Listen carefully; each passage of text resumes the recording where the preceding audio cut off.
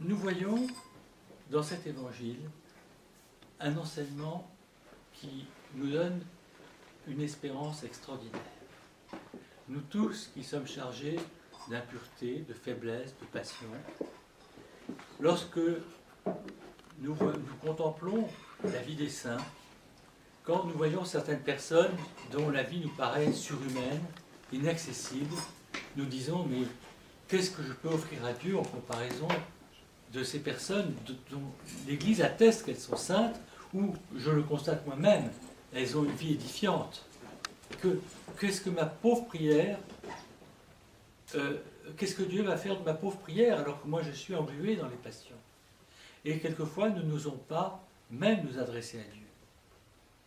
Non, que nous n'osions pas lever les yeux comme le fait le publicain, oui. Et je vous dirai pourquoi, 2 fois oui.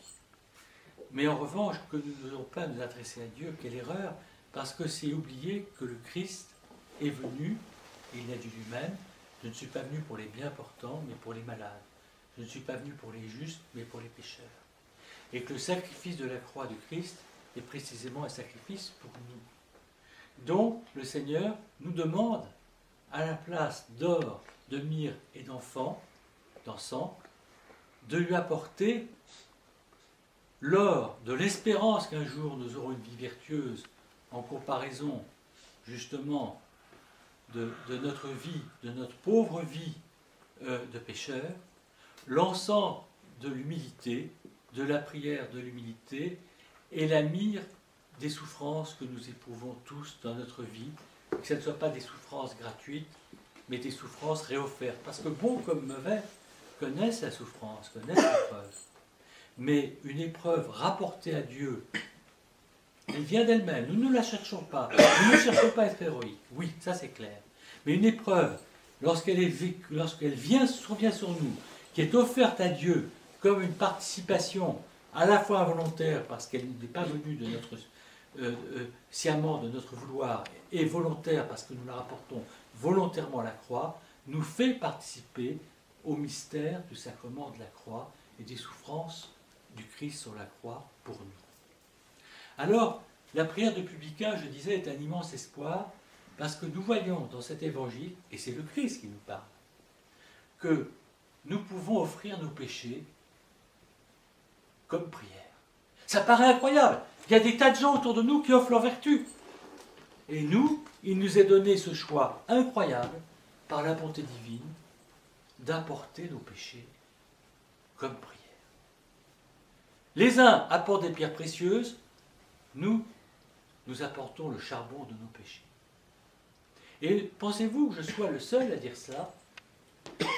Lorsque saint Isaac le Syrien dit que celui qui voit ses péchés et qui gémit devant Dieu sur ses péchés est plus grand que celui dont la prière ressuscite un mort, il nous montre que la vision des péchés est un charisme divin. La vision du péché s'oppose au regard que nous donnerait l'adversaire sur nos péchés. Dans une conversation restée célèbre dans le milieu très restreint des moines, des ascètes du désert, que je fréquente un tout petit peu, Jean Cassien et son ami Germain questionnent un célèbre moine, un célèbre ascète du désert de Cété, Abba Pinouf.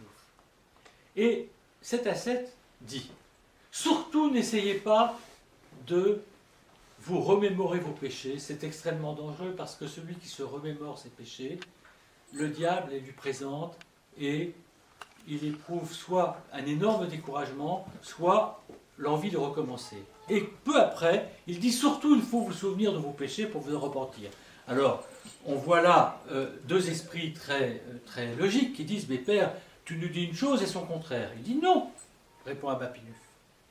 Celui qui fait un effort de mémoire, c'est le diable qui va lui présenter les péchés. Et il risque de tomber dans les dangers dont j'ai parlé, découragement ou plaisir de recommencer. En revanche, celui qui demande à Dieu son regard sur ses péchés, c'est un charisme du Saint-Esprit, et là, il va connaître le repentir.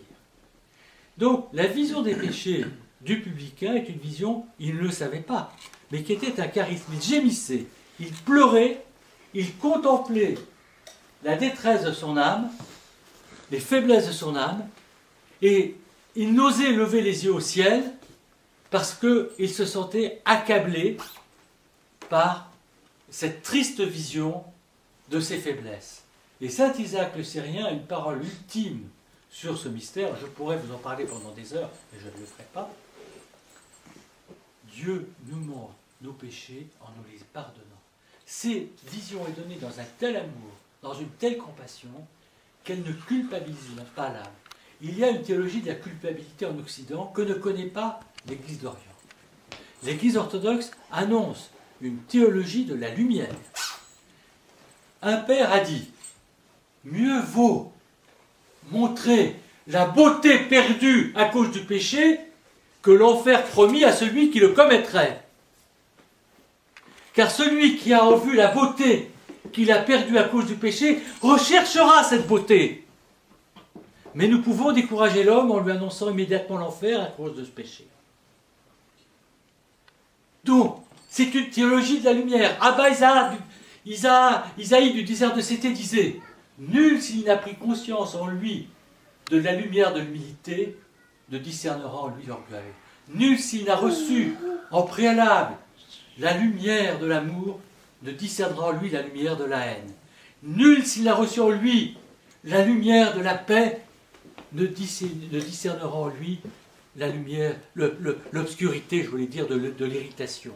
C'est chaque rayon de la lumière qui discerne en lui les ténèbres qui s'y opposent. C'est une théologie de la beauté, c'est une théologie de la lumière pour la vision du péché. Ce n'est pas une théologie de l'enfermement de nous sur nous-mêmes, dans un enfer périmé. L'enfer existe, oui, ce n'est pas mon sujet d'en parler. C'est la séparation totale avec Dieu, et Dieu nous laisse la liberté d'aller vers lui ou d'aller vers les ténèbres. Mais c'est un autre débat. Aujourd'hui, nous sommes dans une théologie de l'amour, une théologie de la lumière, dans laquelle nos âmes, comme le dit Grégoire de Nice, l'âme qui contemple l'or aspire à recevoir en elle cet or, et l'âme devient comme un miroir et elle reflète l'or en elle. Nous sommes donc tous appelés à recevoir le beau par copénétration de ce beau en nous, ce beau vivant qui est le Christ, orné de toutes ses vertus et qu'il le communique dans son Esprit Saint. Oui, l'humilité du publicain produit la vertu parce que il est le pauvre en esprit de la parabole. Bienheureux les pauvres en esprit, car le royaume des cieux est à eux. Le pauvre en esprit, c'est celui qui a conscience de sa pauvreté en dehors du Saint-Esprit. Le royaume des cieux, disent les pères, c'est l'Esprit Saint lui-même. Et c'est le pauvre en esprit qui, ayant conscience qu'il est démuni de tous les dons, aspire aux dons spirituels.